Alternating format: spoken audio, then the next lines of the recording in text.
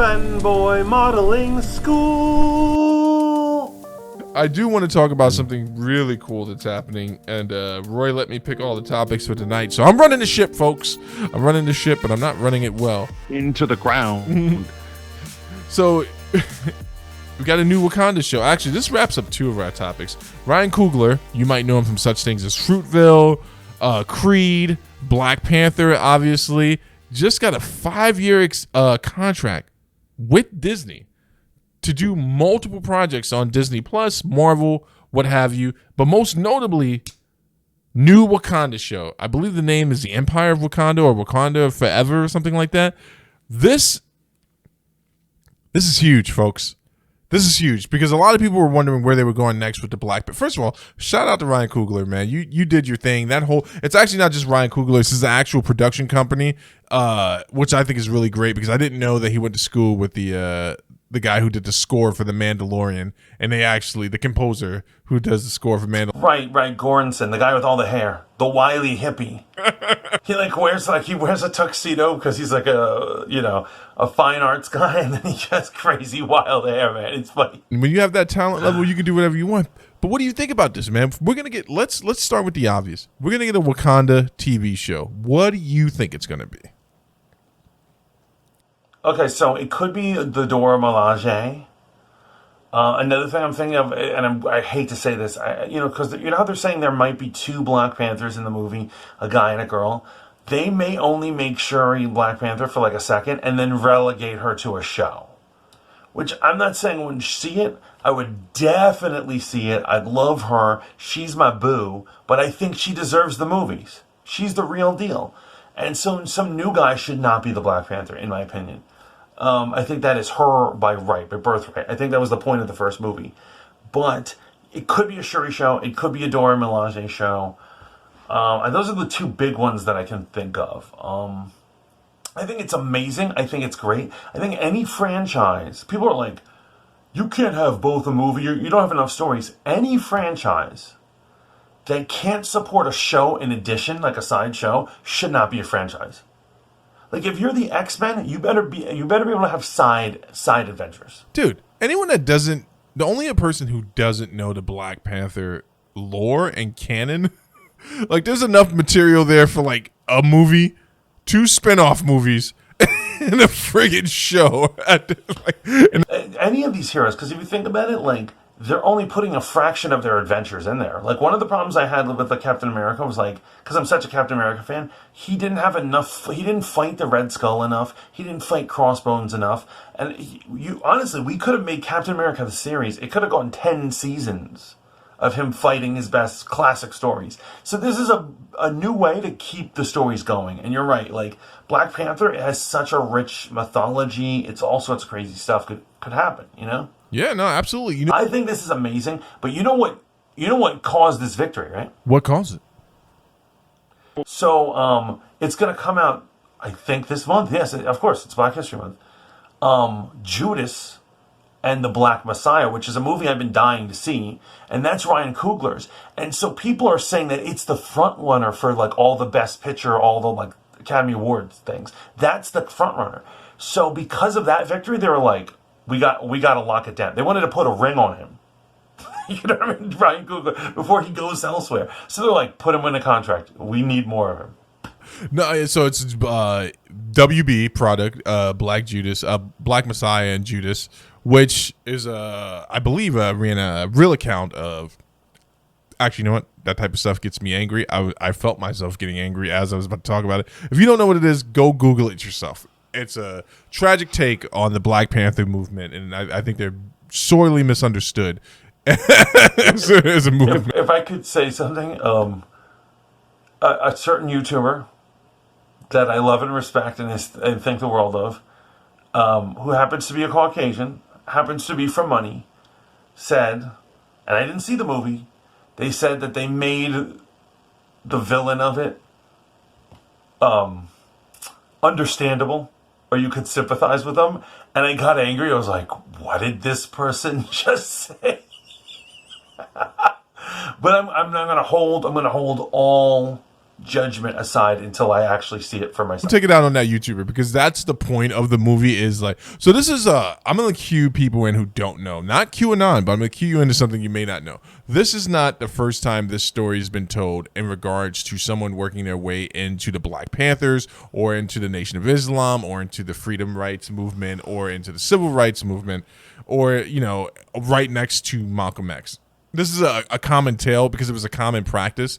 Most notably, you know, the most notable thing that people talk about is they believe that there was someone that was some type of informant or someone working very close that helped usher Malcolm X to his death. So the reason they're showing this movie the way it is, and this is about a prominent Black Panther leader, And this is true, right? This is a true story? yeah, it's based on true accounts. I don't know how much, because a lot of this stuff is clandestine, Fed level stuff, G-men doing surveillance stuff. I don't know how stuff is going to be accurate, but essentially what they do is the feds recruit a young African American male to infiltrate the Black Panthers and to feed them information, because Hoover at the time thought there were a few prominent threats to America. One of them being the Black Panthers, the other being Martin Luther King, when Martin Luther King was still alive. And he's like, you know, Right, and they were trying to bring them down on anything, frame them of a crime if they need to, just to put them in their place. And so that's what the movie is about. Yeah, and so I want to give everyone an accurate history of the Black Panthers. There were some members of the Black Panther Party. Listen, if you were a cop back in those days, 1967, 68, 69, there was a chance that you could run into the wrong Panther. But we'll get off of that. Yes, Roy is correct. Mantis is correct. Coogler not only had that project going for the WB, but there was something else he did for them. You just reminded me of that. And Disney's like, get him back over here. Get him over here right now. Get him out of that place right now and back where he belongs. He's batting 1,000. And so, like, what it is like, I feel like I'm always shitting on Warner Brothers, and I'm sorry for this. But, like, what it is Warner Brothers, and that's actually funny, this movie we're talking about is a Warner Brothers production, but I know Disney was like, do not let him sign any exclusivity projects with any other studios. But like, Warner Brothers seems to let their directors get one success, and then they're like, give him creative control. Let him do whatever he wants, which is just totally insane. At least Marvel and Disney have the foresight to be like, if they get 3 successes, then we give them exclusivity, right? And so that's what happened with Patty Jenkins. She had one victory, and everyone's like, give her complete control of Wonder Woman. Let her do whatever she wants for Wonder Woman 1984. And so that's what happened. And so you got to be careful when you're giving people, you know, basically that person is, no one can control them. Producers can't control them once you give them those clauses. Creative control. He's an artiste. She's an artiste. She's an artiste. At least what I'm saying is Ryan Coogler definitely has proven he's an artiste. Both being able to do an action movie and artistic movies. He's winning on multiple levels, you know, so. I think he's also the type of person that, like, when working with a particular source material is like, hey, it's more authentic to keep it within the source material. So you look at something like Creed, right? That's a great movie because at its heart and soul, it's not really like, it highlights a lot of different things, but its heart and soul, it's a movie about triumph and boxing. And people love to see a triumphant boxing movie. That's what made Rocky so great. I happen to love both triumph and boxing. Yeah, like, shout out to another great movie that follows that vein. If you haven't seen the MMA movie with what's this guy's name? He was in Ed Hardy. It's called Warrior. Watch that movie, man. It is one of the greatest movies ever made about combat sports ever. But Ryan Coogler stepped into Creed. It's Roy. I'm telling you right now, down to the score. One of the greatest movies ever made. I will check it out. Here's the thing. I've seen a lot of MMA movies, and they all suck. No. Trust me. No, that's a phenomenon. That's a real thing. No, Tom Hardy. A lot of sucky MMA movies. Tom Hardy nails it in this movie. It's absolutely amazing. But Ryan Coogler stepped in, man, and like really made me care about the Rocky franchise. Actually, I forgot that it was the Rocky franchise at one point because you forget how great of a character Apollo Creed was in these movies. And it's really interesting because when Rocky was taking on Apollo Creed in the first 2 movies, Apollo Creed is not a champion at the end of his career. He's like at the precipice at his career, and that's what made it so great. And to see how Coogler and his whole team worked on that stuff. And then, of course, Black Panther, man. Listen, there were problems with the movie. The CGI definitely got dialed in. I think they ran out of money, or there wasn't. In the third act, it became claymation or whatever. Yeah, exactly. But the movie itself, I would have rather seen guys in suits doing kung fu or, whatever, wushu stuff than two cartoons dancing around. yeah. I mean, that scene when he jumps up and pushes the rhino into the wreckage, I was like, this is pretty bad. Or there's a scene where Killmonger's... Right, and also, if you can't do a CGI rhino, don't have a rhino in your script. There was a way they didn't have to bring in the rhino. That's all I'm saying. You didn't have to have a rhino. Just because it takes place in Africa doesn't mean people are riding rhinos on the regs. Just saying. Listen, I rode a rhino to the movie theater, and they told me I couldn't bring it into Burbank. I was like, this is happening. Don't you discriminate. Don't you discriminate against me. What was Black Panther, man? That was a major, major important... Listen. Black conscious... I was so anti that movie, not for any specific reason other than I was like, when I saw the original trailer and everyone I knew kept sending it to me. Now, it was a certain demographic of people that were like, oh, you must be so happy. I'm like, why the hell do you keep sending me this? And why should I be so happy? I'm not getting a check from this movie, but I went to go see it. Again, I had Movie Pass. It was like 2 p.m, went to go see it in Burbank, and I was like, man, it blew me away. Absolutely blew me away.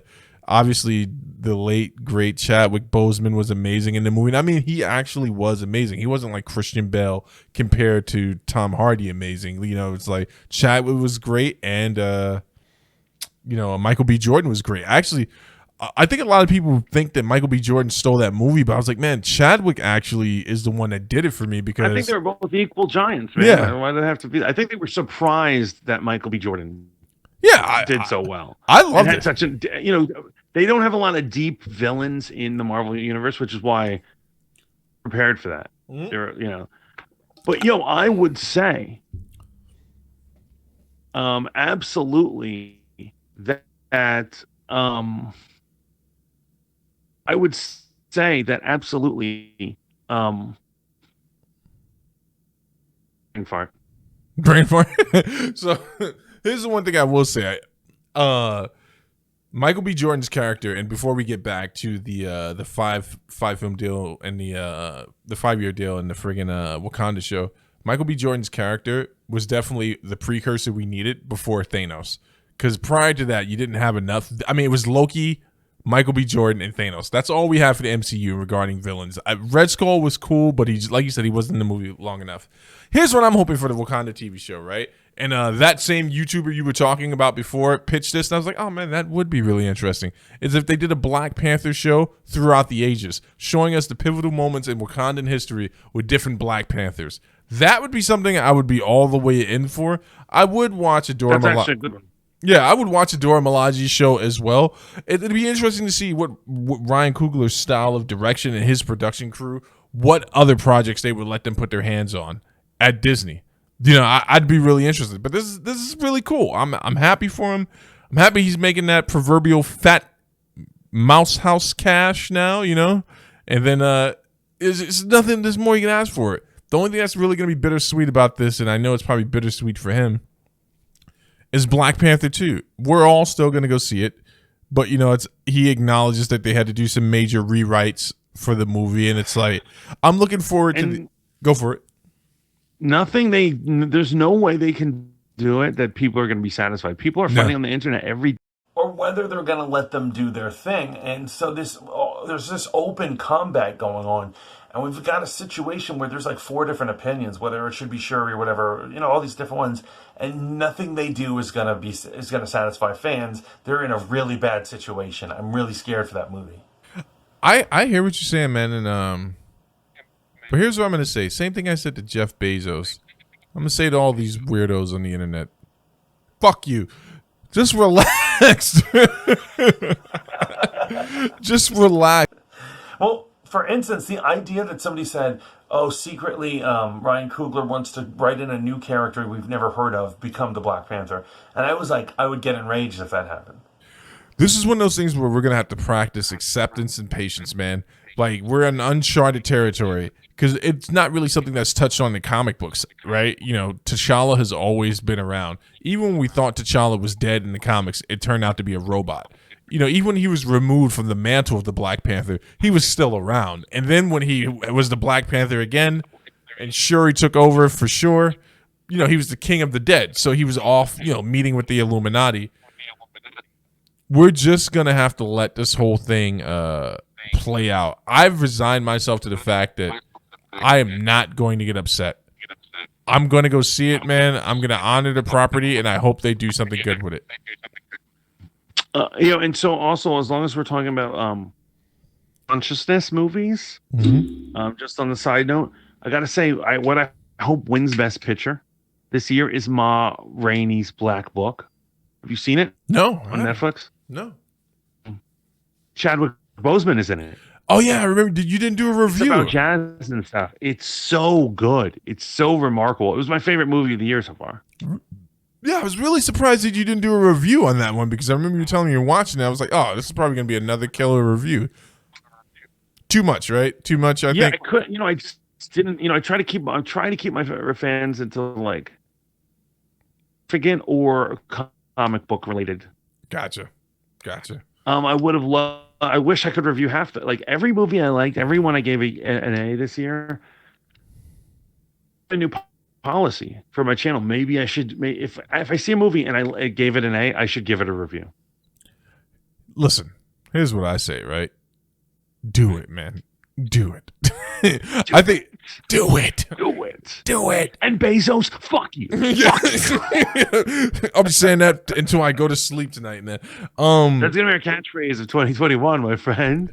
Dude, it's nuts, dude. It's absolutely nuts. Like, I've seen the chatter. I've seen the online debates about the Black Panther thing. Here's what I want to happen, which is often different than what should happen, or even more importantly, what will happen. What I would like to see happen is I would like to see Shuri step into the Black Panther mantle.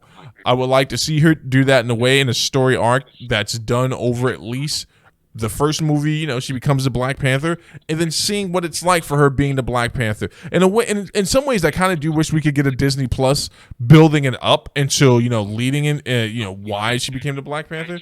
But I want her to step into it. I also want that to tie into a larger Doctor Doom scenario for the MCU, right? I want T'Challa's death in the MCU to make sense.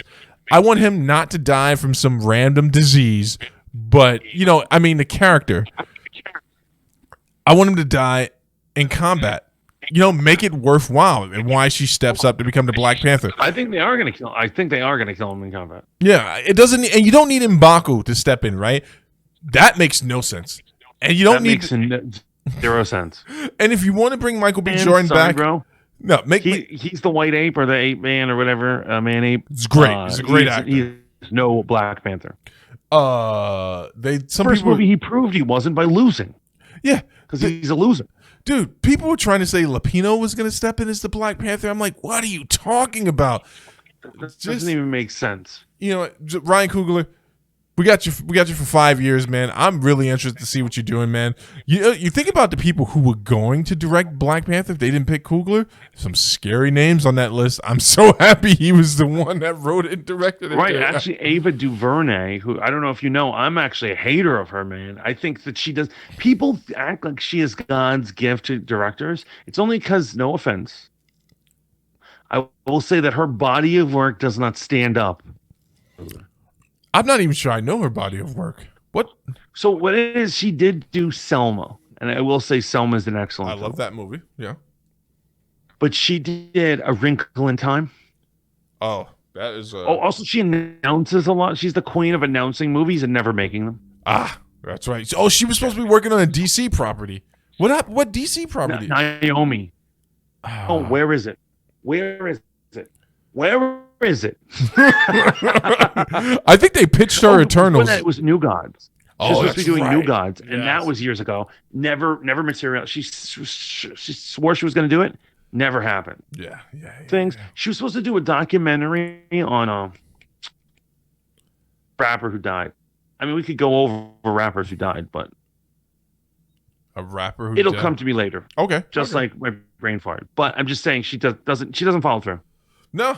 I mean, in all honesty, man, what we're gonna get out of this whole Coogler. What is his production crews? Because it's not just him. They hired the whole team. Got the deal. His wife, the musician, the composer. They all got the deal. But I think that what we're gonna get out of this is more great content for Disney Plus. And here's why I'm leaning into this, and I'm leaning into HBO Max more, man. I still want to enjoy the theater experience, but I'm looking at this as a fan, right? If I can get 5 episodes that are dedicated to explaining to me how Batman eventually catches the Joker versus the 3-hour movie, I'm going to take the 5 episodes. And I'm basing that off of Watchmen. Yes. I'm basing it off The Mandalorian. I'm basing it off WandaVision. My eyes have been fully opened now. If I just was thinking about Jeff Loebs and what he did with S.H.I.E.L.D., then I'm like, no, keep it all in the theaters, man. Just keep it. And even if I'm being fair, Daredevil, season 1 and season 2. No, not season 2. Season 3 on Netflix. Luke Cage, season 1, season 2. This is proven to us we can get more great content out of a show. I'm here for it. So, you know, I think you've heard the rumors that Daredevil's going to be, or Matt Murdock's going to be, Spider-Man's lawyer, same actor in Spider-Man 3. Yeah. So the rumor is he's also going to have a cameo as Daredevil in She-Hulk. Yeah. And that the rumor is that's going to lead to him getting his new show, like a revival show. I only have one ask, man, for that actor. We got to step up the fight choreography, man. The hand-to-hand stuff, we got to get that. Particularly, here's one thing that bothers me. His father was a boxer. He can't throw a punch. And there's a scene later on when he's hiding in the church with the nun where he's supposed to be working the bag. So bad. I know exactly Like what you're talking about. So bad. It's a total joke. And I was like, that is not even someone who's had 1 year of boxing working a bag. No, it's horrible. Lifetime of being a boxer. Dude, it's absolutely horrible. Absolutely horrible.